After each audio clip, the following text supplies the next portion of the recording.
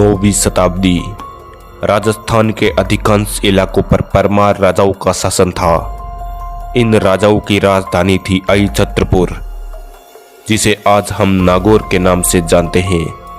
इन्हीं में से एक राजा ने अहिछत्रपुर को छोड़ दिया और निकल पड़ा अपनी नई राजधानी की तलाश में। इस राजा का नाम था पिंगल। पिंगल उत्तर दिशा की ओर निकल पड़ा। उत्तर में था जांगल देश। जांगल यानी ऐसा देश जहां कटीली झाड़ियां और जहरीले जीवों के अलावा कुछ नहीं था। वर्तमान में बीकानेर जिला इस जांगल में बसा हुआ है।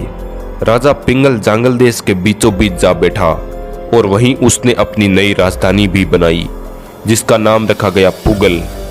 यहाँ पर राजा ने एक किला भी बनवाया, जिसे पुगलगढ़ नाम दिया गया। पुगलगढ़ के चारों ओर फैला है अपार रेगिस्तान, जहाँ ना तो कोई बंदा न बंदे दी जात। पुगल एक प्रमुख व्यापारिक मार्ग के बीच में पड़ता है। यह अफगानिस्तान को मध्य भारत से जोड़ता है, जिससे इस रास्ते से जो भी व्यापार होता है राजा को उसी से टैक्स भी मिलता है। परमार राजाओं के काल में पुगल ने खूब उन्नति की। कई सौ सालों के बाद यहाँ परमार राजाओं का शासन खत्म होता है और साल 1380 में जैसलमेर के राजा पूनमाल के बेटे रणकदेव ने पुगल पर आक्रमण कर दिया और इसे जीत लिया। इसके बाद से पुगल पर सदा भाटी राजाओं का अधिकार हुआ। साल 1414 ईस्वी में पुगल पर राजा केलन राज कर रहा था, जिसने दूर दूर तक पूरे रेगिस्तान को फतेह कर लिया। उसने पुगल की सीमाएं 32,000 स्क्वायर किलोमीटर तक फैला दी। इस समय तक पुगल राजस्थान की नहीं बल्कि पूरे उत्तर भारत की एक महत्वपूर्ण रियासत बन गई। कहा जाता है कि बाबा रामदेव जी ने अपनी बहन सुगना का विवाह इसी पुगल रियासत के राजा से करवाया था। बाद में जब सुगना पर ससुराल वालों ने अत्याचार किया तो स्वयं रामदेव जी ने अपना चमत्कार दिखाया। इसी पुगल में मारू नामक राजकुमारी हुई, जिसकी शादी मालवा के राजा ढोला से हुई। ढोला मारू की यह कहानी बहुत ही प्रसिद्ध है।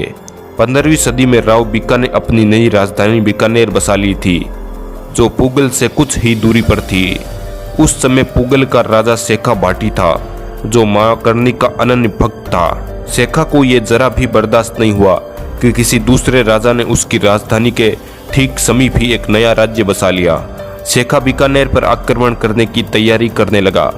उस समय राव बीका ने अपनी नई रियासत बनाई थी, अतः उसके पास शेखा से लड़ने की ताकत नहीं थी। करनी माता ने पूरी स्थिति को समझा और दोनों ही राजाओं के बीच संधि करवाई। शेखा ने अपनी पुत्री का विवाह बीका के साथ करवाया। शेखा भाटी के बारे में एक कथा है कि जब शेखा मुल्तान गया तो वहां के राजा ने उसे कैद कर लिया। तब करनी माता ने चील का स्वरूप धारण किया और शेखा को अपने पंजों से जकड़कर पुनः आजाद कराया। भाटियों के रियासत में भटनेर, पुगल एवं जैसलमेर है, जिसमें से केवल जैसलमेर ही स्वतंत्र रियासत रही। बाकी भटनेर और पुगल पर बीकानेर ने अधिकार कर लिया।